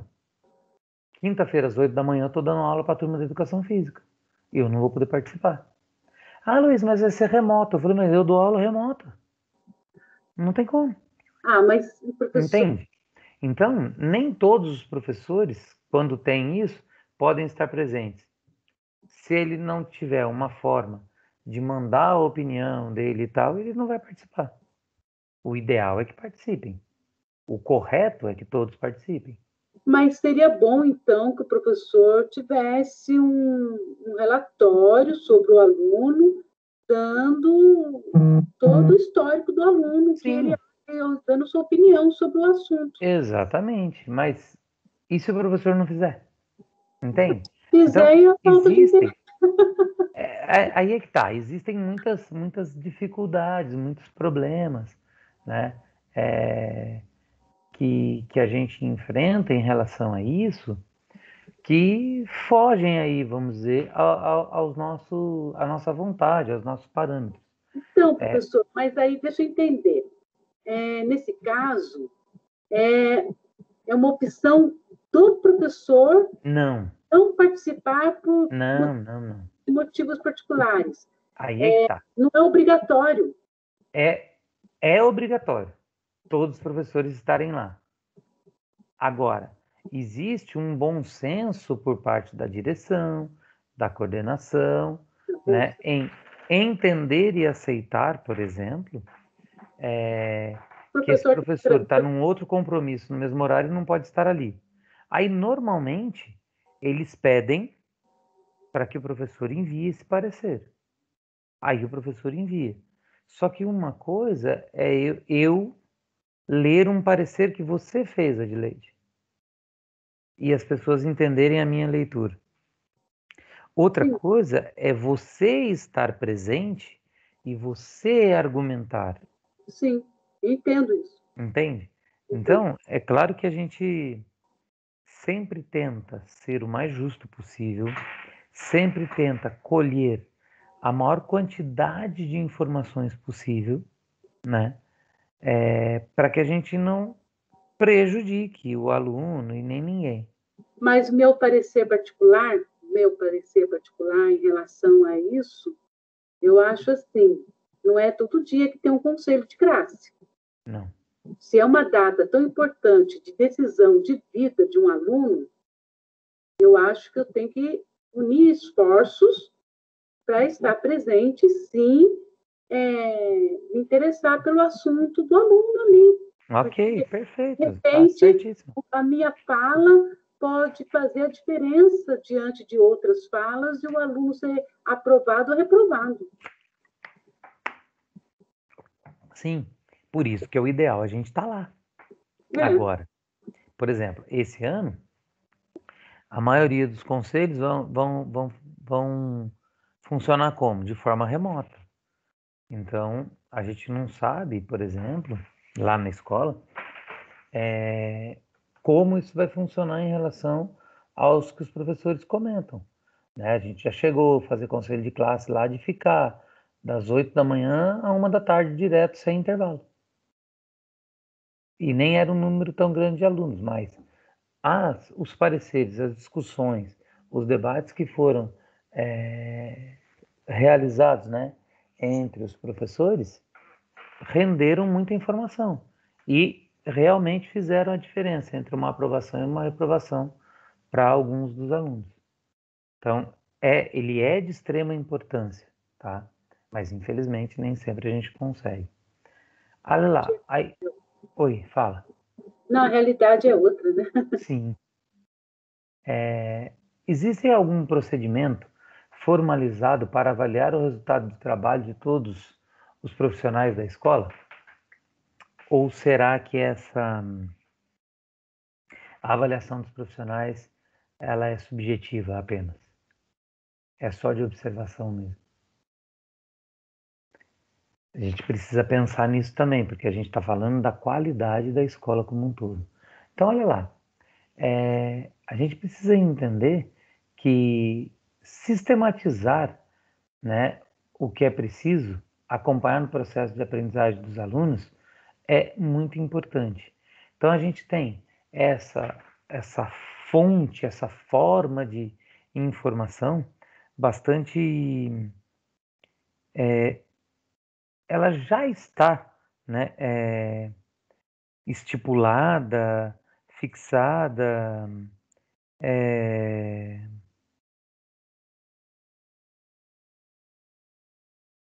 deixa eu pensar, por outras pessoas, por teoria, por livro, por tudo, mas eu também preciso ter a minha forma, né?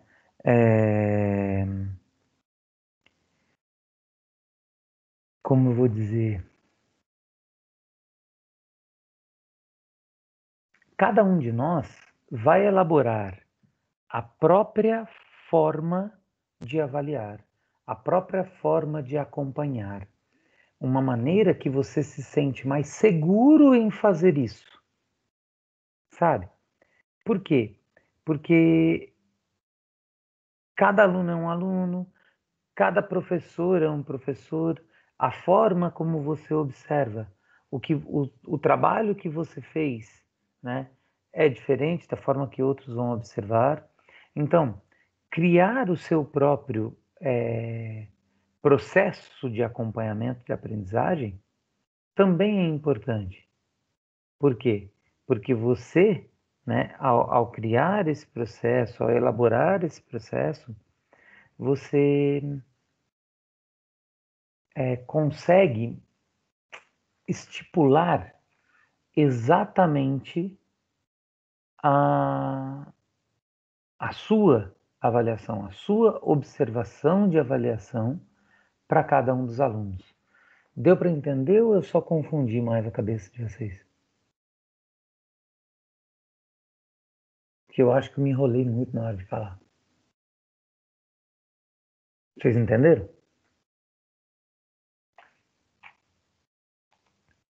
Gente, cadê vocês? Vocês entenderam o que eu quis dizer? Olha lá. Quando a gente faz, né, um processo de acompanhamento, quando a gente acompanha os alunos, né, esse acompanhamento pedagógico, existem modelos prontos, né, da avaliação, como eu vou mensurar tudo, como eu vou pôr isso em estatística e tal. Mas eu, particularmente, eu acho importante que cada um, né, que cada professor, cada uma de vocês tenha a sua própria forma de avaliação, que pode ser muito diferente. Por exemplo, a minha ser muito diferente da Ângela, da Adleide, da Maria, né? Por quê? Porque eu sou um ser exclusivo, individual. Como os meus alunos também são seres exclusivos, individuais. Cada um tem a sua facilidade ou a sua dificuldade expressa, né, nas suas próprias ações. E eu, quando eu vou avaliar, eu preciso entender isso. Eu preciso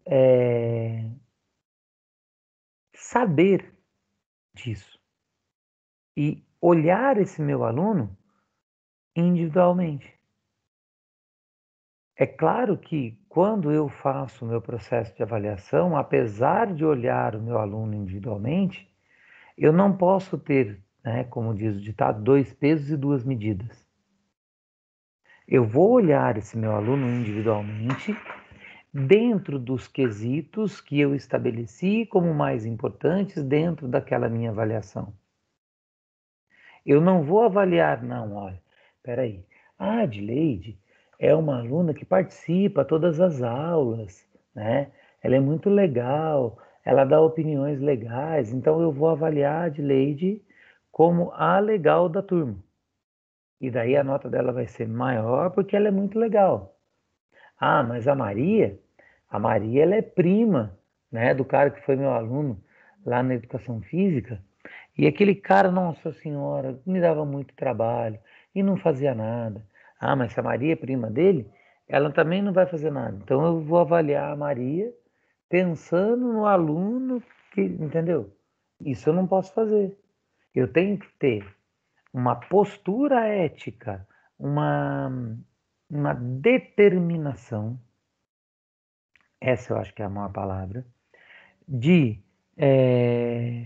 possibilidades, né?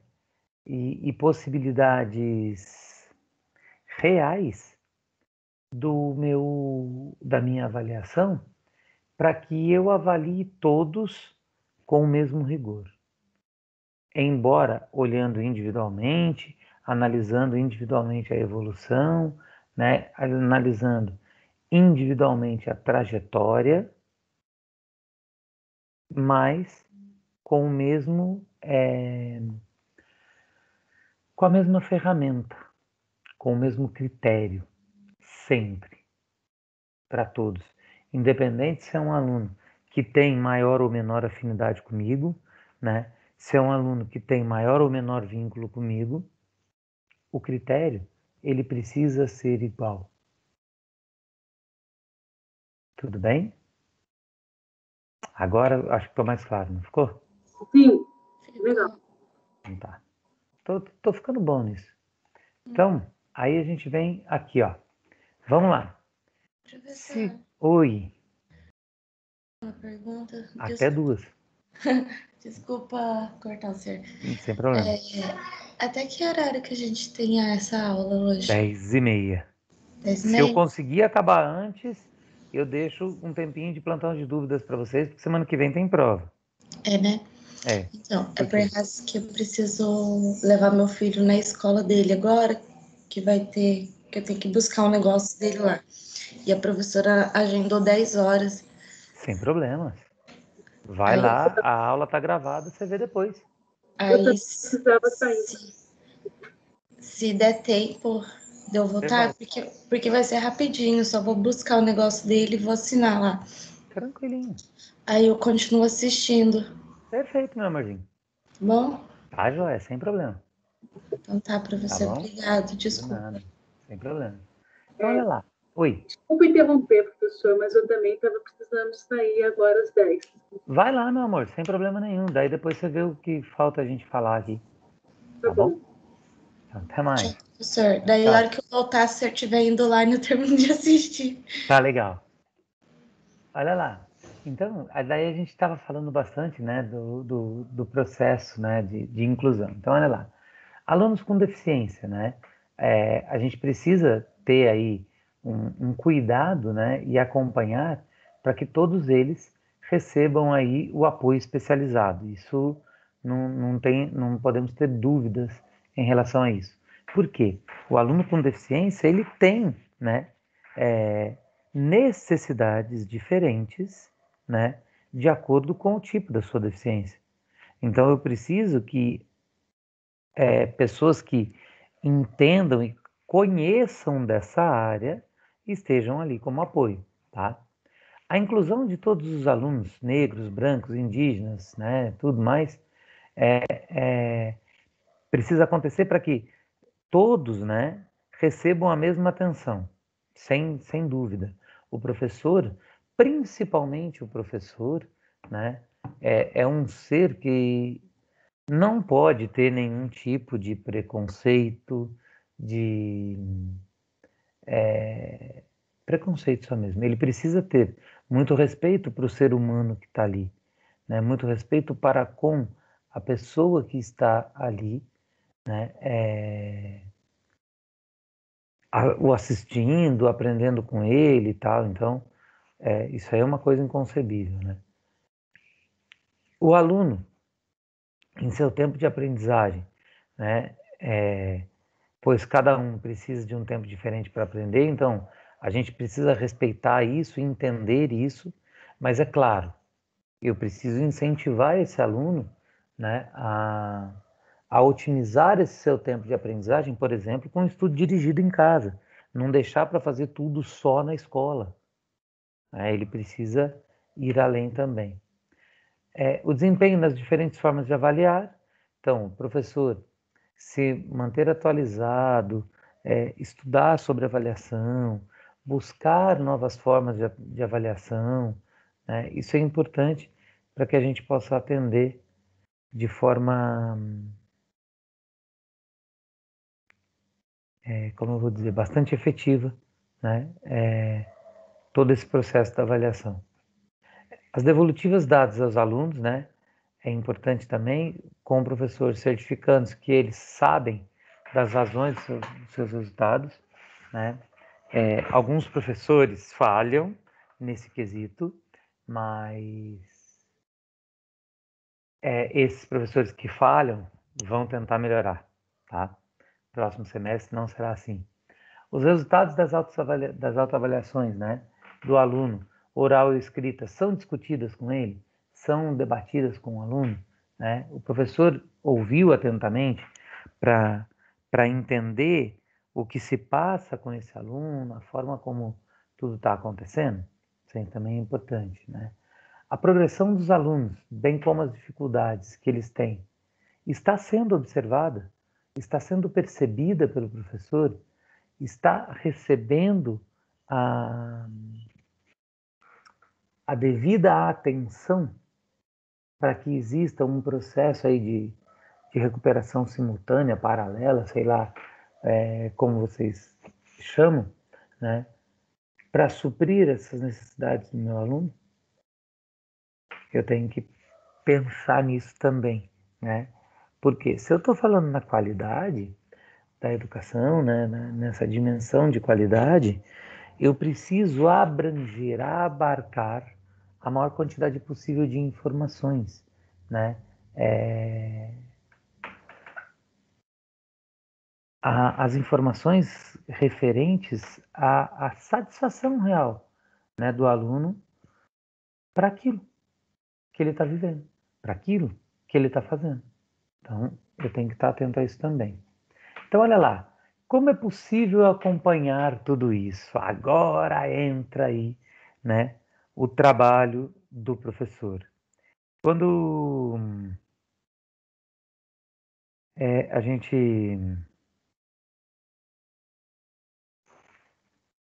a gente entende o processo, a gente começa a fazer isso naturalmente. Então, olha lá, eu vou organizar, né, um quadro de síntese de notas dos meus alunos.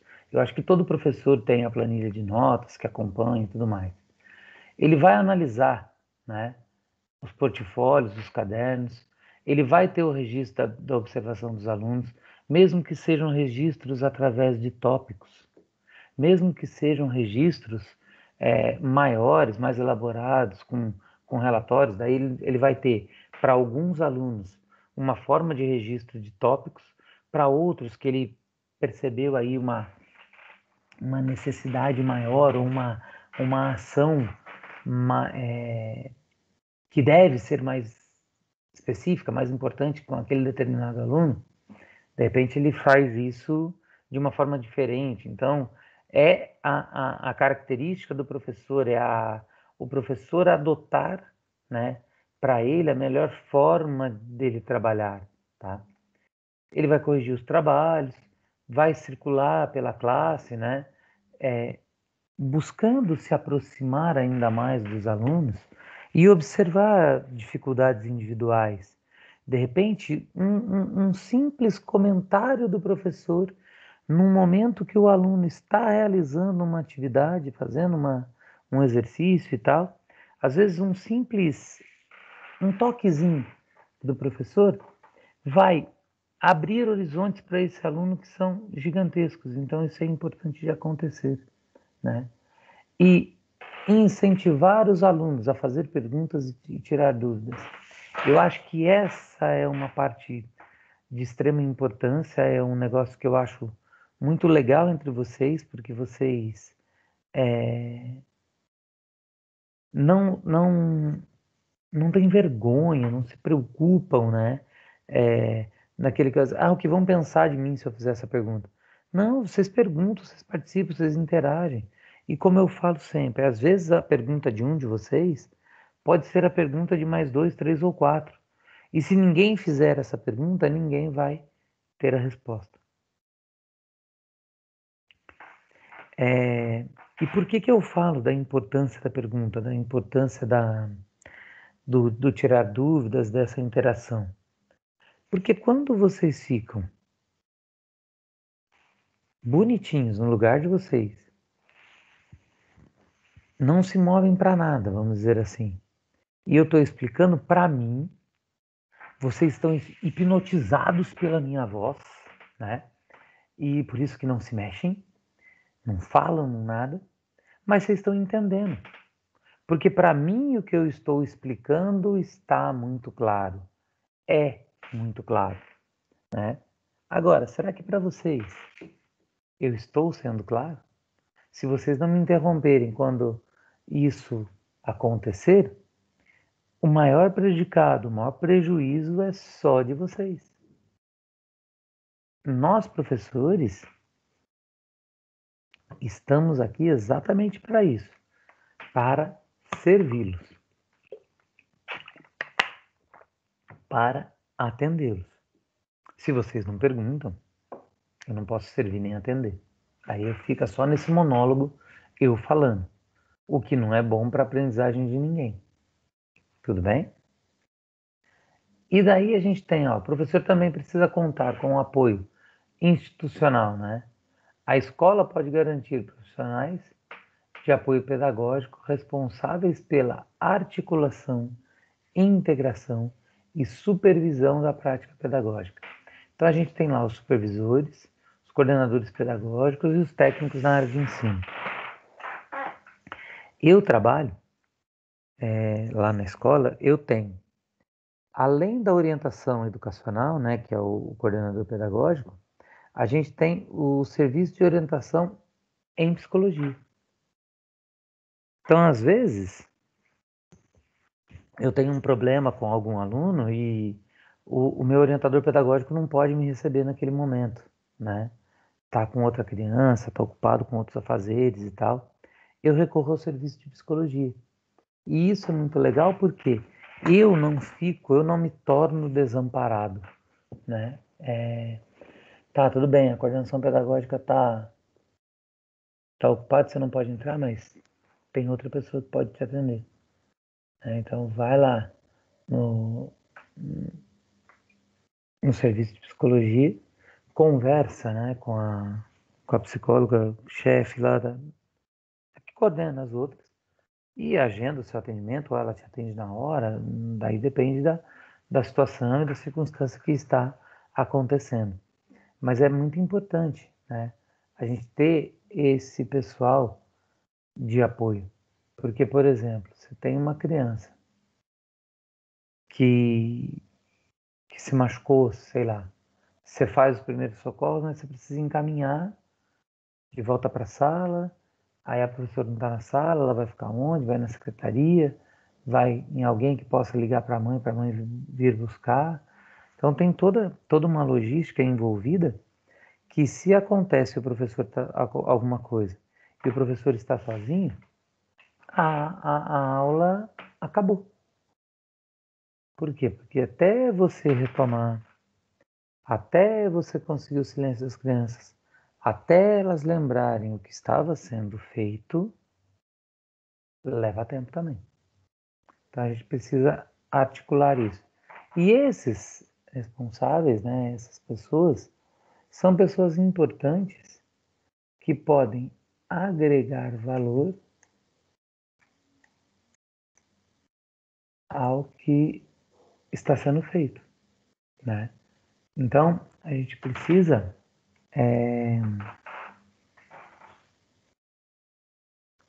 pensar, né? A verdade é essa, pensar com muita frieza e franqueza o que eu estou fazendo. Será que eu estou fazendo certo? É outra autoavaliação.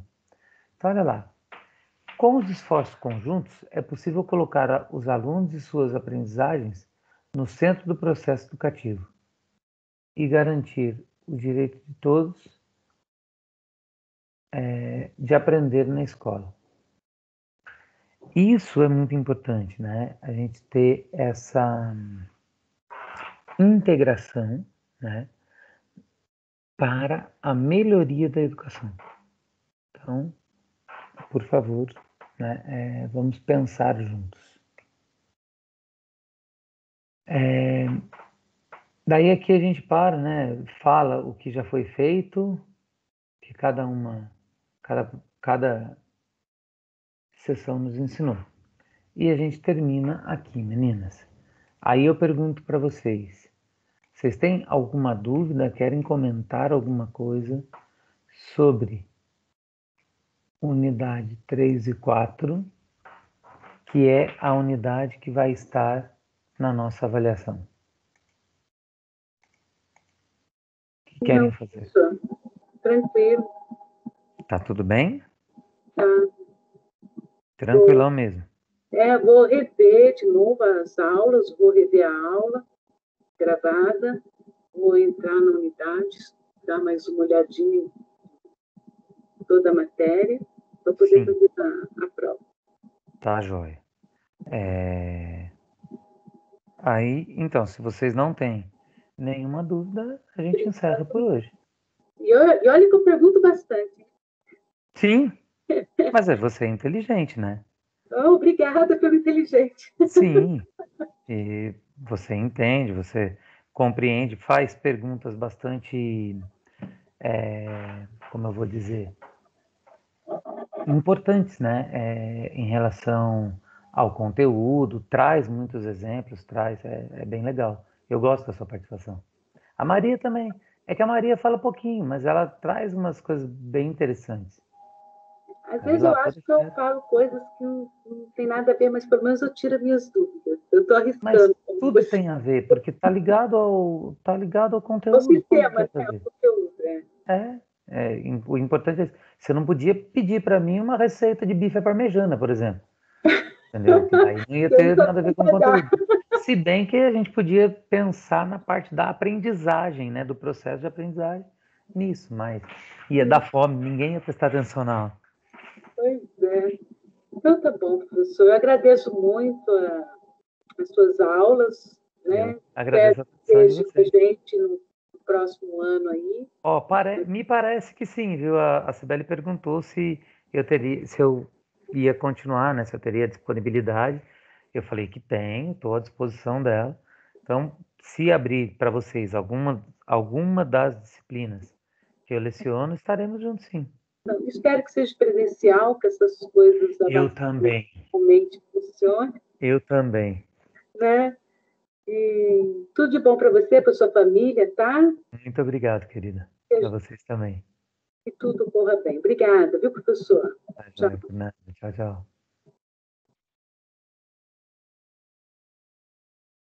E aí, dona Maria?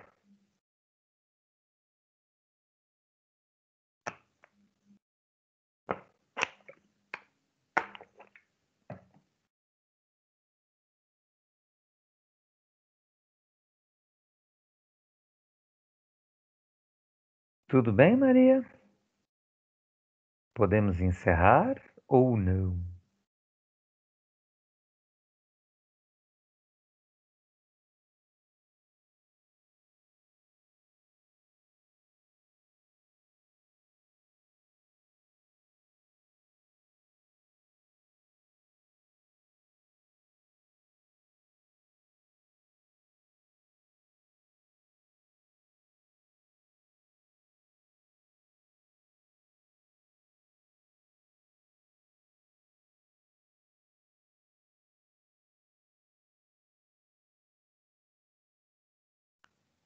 Maria, posso encerrar?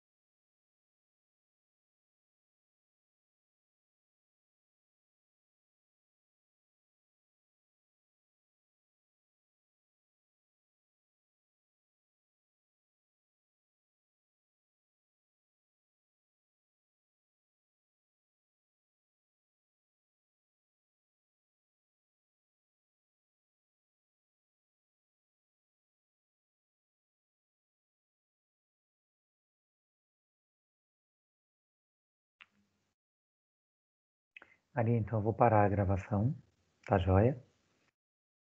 E nos vemos semana que vem. Tchau, tchau.